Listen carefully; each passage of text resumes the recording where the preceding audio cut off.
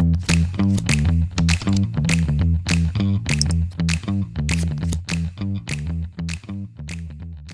Sobat Mujahid, balik lagi bersama aku Kakak di podcast kesayangan kita. Kali ini kita kedatangan tamu spesialnya ada Kak Naila. Halo Kak, gimana kabarnya nih? Halo semuanya, aku Naila yang akan menemani kalian dalam podcast kali ini. Aku alhamdulillah baik-baik aja. Kamu gimana kabarnya Kak? Baik juga nih Kak, semoga dompet masih aman dan tidak jadi korban salah tua ya. Kali ini kita bakal kupas tuntas tentang materi laporan arus kas nih Kak. Betul banget nih, kalau ngomong keuangan tuh rasanya kayak air gitu. Maksudnya gimana tuh? Yang mengalir terus, baru aja pegang uang, tahu-tahu udah habis saja. Masuk rekening pagi-pagi, sorenya itu udah lenyap tanpa jejak. Wah itu mah bukan arus kas biasa, itu mah arus deras. Pernah nggak sih kalian kepikiran kalau bisnis itu membesar tapi tetap gagal? Kira-kira apa yang menyebabkan? Nah, sering kali masalahnya itu ada di arus kas. Laporan ada rugi mungkin terlihat lebih bagus, tapi kalau uang yang masuk dan keluar nggak seimbang, itu bisnis kita bisa kesulitan karena operasionalnya. Jadi laporan kas ini sebenarnya ini apa? Apa sih? Laporan arus kas adalah dokumen keuangan yang menunjukkan bagaimana uang masuk dan keluar dalam suatu bisnis selama periode tertentu. Dengan kata lain itu seperti laporan pergerakan uang yang membantu pemilik usaha melihat apakah bisnis mereka benar-benar menghasilkan uang atau justru terus mengalami kebocoran. Oh, berarti kalau diharapkan arus kas itu kayak aliran sungai ya. Kalau lancar, bisnis kita itu terus jalan.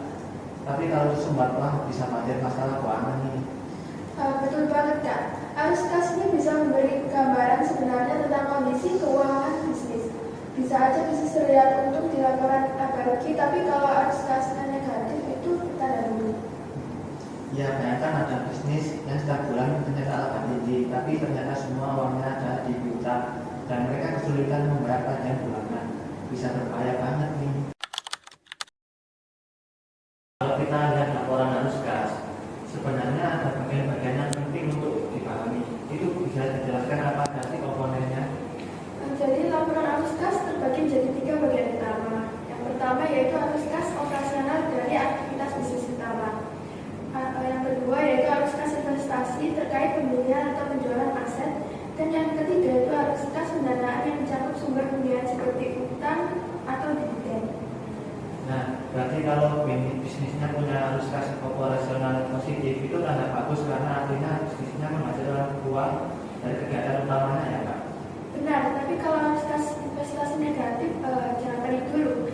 Bisa jadi bisnis sedang berinvestigasi, misalnya beli mesin baru untuk meningkatkan produksi.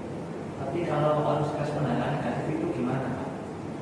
Ini biasanya terjadi karena bisnis sedang membayar utang atau membagikan dividen kepada pemegang saham. Itu nggak selalu buruk, tetapi tetap harus diperhatikan keseimbangan antara pemasukan dan pengeluaran. Kalau semisal ada bisnis yang terlihat sukses di atas kertas, tapi ternyata punya masalah besar di arus kasnya, itu kenapa ya? Salah satu kesalahan paling umum adalah tidak memantau arus kas secara rutin.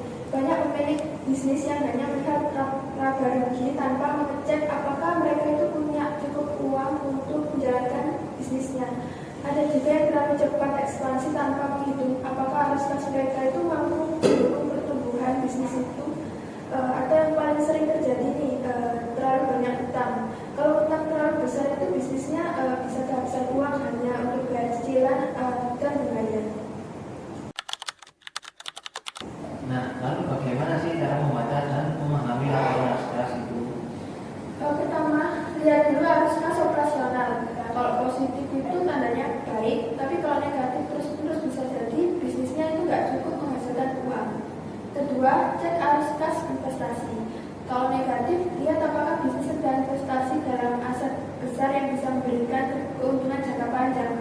Yang terakhir itu perhatikan arus kas pendanaan. Kalau banyak utang masuk, hati-hati jangan sampai bisnis terlalu bergantung pada pinjaman.